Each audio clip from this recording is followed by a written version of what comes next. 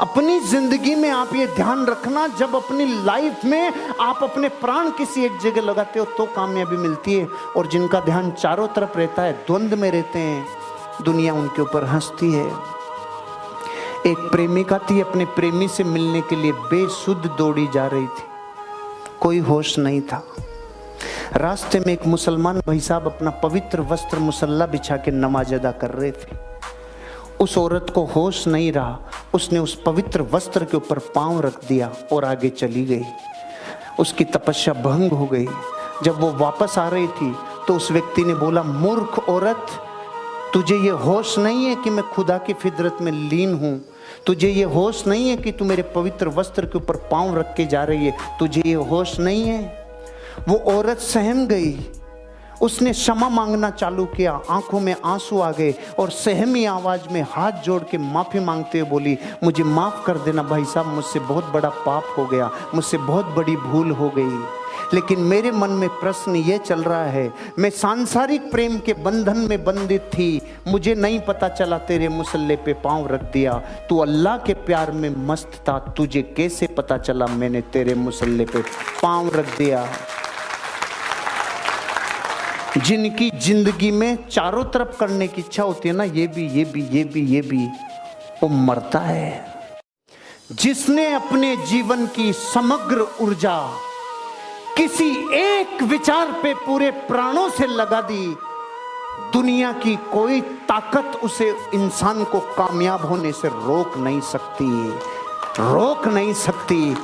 एक विचारवाद इस घटना का नाम है। जब आप अपनी जिंदगी में अपनी समग्र ऊर्जा, अपनी सारे निर्णयों की ताकत, अपनी जिंदगी का पूरा ध्यान किसी एक व्यापार पर, किसी एक प्रोफेशन में, किसी एक जगह पे, किसी एक ऑर्गेनाइजेशन के साथ, किसी एक पे जब आप अपनी जिंदगी का पूरा ताकत लगा देते हैं, प्रकृति बाहें फैलाकर आपको कहती है, आपको नाकामयाब धरती पे करने वाला कोई नहीं है, आप कामयाब होके रहेंगे। लेकिन एक शर्त क्या है? एक प्रोफेशन, एक काम, एक ऑर्गेनाइजेशन, एक मैनेजमेंट, एक दिशा, एक डायरेक्शन। इस धरती पे चाहे नौकरी में भी जो लोग गूगल के सीईओ तक पहुंचे हैं ना, जो दुनिया की सबसे बड़ी post administrative director of nuclear medicine scientist भी बने हैं ना, वो ही बने हैं जिन्होंने अपनी जिंदगी एक विचारवाद पे दौड़ाई है। होशियार किस चीज में समझ रहे हो? थोड़ा अपने आप को एनालिसिस तो करो।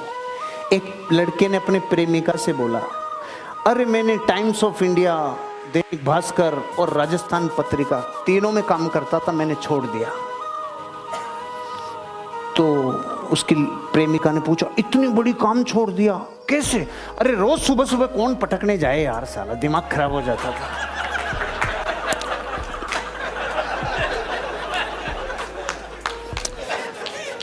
पकड़ में नहीं आया भाई साहब? आप चुप थे तो मैं टेंशन में आ गया, मैंने कहा पकड़ में नहीं आया। किस बात पे होशियारी भर रहे हो? थोड़ा देखो तो सही। इस दुनिया में मल्टीटास्किंग एक विचारवाद के अगेंस्ट खड़ा करेगी आपको। 70 जगह जाओगे, 70 जगह काम कराओगे, सूजन आ जाएगी, तकलीफ में आ जाओगे, परेशान हो जाओगे, मर जाओगे। एक जगह लगे रहो। अगर जिंदगी में ध्यान भंग हुआ, प्रकृति परिवर्तन का दंड देगी। कई लोग मुझे मिलते हैं, मैं एयरटेल में था मतलब अब मैं आइडिया में आ गया, फिर मैं आइडिया भी छोड़ दिया, अब मैं वोडाफोन में आ गया। अरे सूजन आ जाएगी, एक जगह चला जा, कहीं शांति से मरेगा तू। क्यों रो रहा है? जिंदगी को मल्टीटास्किंग कर करके एक जगह अपना जीवन पूरे प्राणों से लगा दे भैया। मल्टीटास्किंग एक विचारवाद की अपोजिट है। अपने सपने पूरा करवाने के लिए आपको किराए पे हायर करने के लिए लाखों लोग तैयार हैं। इसलिए बिल गेट्स ने कहा था, या तो अपने सपने पूरे करने के लिए तैयार हो जाओ, नहीं कोई दूसरा अपने सपने पूरे कर जाएगा आपको किराए पे लेके। यह है नौकरी। डर खत्म कर दो। और कयामत के जितने दृश्य देखते हो ना आप, वो सारे के सारे नेगेटिव होते हैं। इसलिए इसे दृश्य देखना बंद कर दो, क्योंकि जो इनपुट देते हैं वही आउटपुट आता है। अंदर बहुत सारी गालियां डालें तो वापस क्या गीता के श्लोक निकलेंगे? जो डालेंगे वही निकलेगा ना। तो नेगेटिव ही नेगेटिव डालोगे तो रात को सपने भी नेगेटिव आएंगे, घटनाएं भी नेगेटिव आएगी, फिर प्रकृति मिलेगी भी ऐसी, भिड़ाएगी भी ऐसे लोगों से। जिंदगी में नेगेटिव लोगों की संगत मत करो, नेगेटिव किताबों की संगत मत करो, नेगेटिव घटनाओं का जिक्र मत करो, तो नेगेटिव चीज आपके पास फटकेगी नहीं। एंटीवायरस डलवा लो अपने अंदर, नेगेटिव चीज आएगी नहीं। कईयों को नेगेटिव में मजा आता है, अरे आए ना मेरे अंदर नेगेटिव डालना, थोड़ा बहुत दिन हो गए नेगेटिव डालना। क्योंकि भारत के आदमी को क्या दुख में मजा आता है।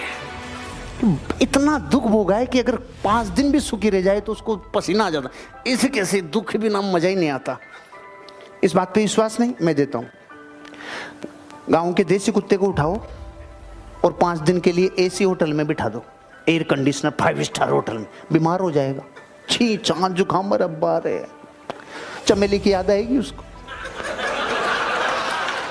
अब इसको 5 दिन के बाद इसको खुला छोड़ो, सीधा जाके सबसे पहले नाली में लौटेगा। रब्बा रे, सालों ने कहां बंद कर दिया था मुझे।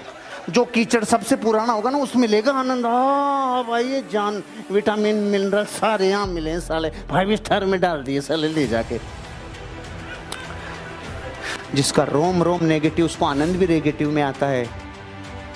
इसलिए जिंदगी को उन्नति पे लाओ, पॉजिटिव चीजें अपने साथ क्रिएट करना चाहिए। कयामत के दृश्य दिखते हैं कभी कभी इंसान को, और जिंदगी में जब ये दिमाग बुरे दृश्य देखने लग जाए, बुरी कल्पनाएं करने लग जाए, इस दिमाग को स्वतः ही विध्वंस दिखने लग जाए, सृजन से दूर हो जाए, सही संगत से दूर हो जाए, तो बुरे दृश्य देखने के लिए ताकत नहीं लगानी पड़ती, ऑटोमेटिक व्यवस्था है।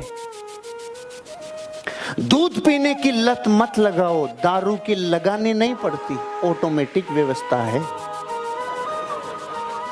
अच्छी संगत नहीं की तो बुरी संगत लगानी नहीं पड़ती, ऑटोमेटिक व्यवस्था है। अगर आपने अपनी जिंदगी में साक्षर होने के लिए स्कूल जाना पड़ता है तो निरक्षर के लिए अलग से कॉलेज नहीं है, सिर्फ स्कूल मत जाओ, बाकी ऑटोमेटिक व्यवस्था है। जब चढ़ाई पे गाड़ी का एक्सीलरेटर देते हैं तो तब तक ऊपर चढ़ती है जब तक एक्सीलरेटर दिया, सिर्फ एक्सीलरेटर छोड़ो, वापस लाने के लिए ब्रेक गियर नहीं डालना पड़ता, ऑटोमेटिक व्यवस्था है। अगर जिंदगी में आज अमीर बनने का चुनाव नहीं किया तो गरीब रहना नहीं पड़ेगा, ऑटोमेटिक व्यवस्था है। अब डिसाइड आपको करना है कि जिंदगी में कोई भी स्पेस खाली नहीं रहता। या तो ये दिमाग सृजन कर सकता है या ये दिमाग विध्वंस कर सकता है, एक जैसी पोजीशन पे नहीं रह सकता। जिंदगी ऐसी है, अगर 3 कमरों के मकान में रहते हो और जिंदगी में आज महत्वाकांक्षा खत्म हो गई तो अगले 3 साल में 2 कमरों पे मिलोगे, अगले 5 साल बाद 1 पे मिलोगे और उसके बाद किराए पे मिलोगे। जिंदगी का नाम है खींच के ऊपर ले जा, नहीं तो वापस बिना ब्रेक गियर डाले आएगी। अगर जिंदगी में अच्छी कल्पनाएं नहीं की, अच्छे सृजन नहीं किए, सपनों को अच्छी दिशाएं नहीं दी, तो दिमाग जो परिदृश्य करेगा वो कयामत ढाएगा।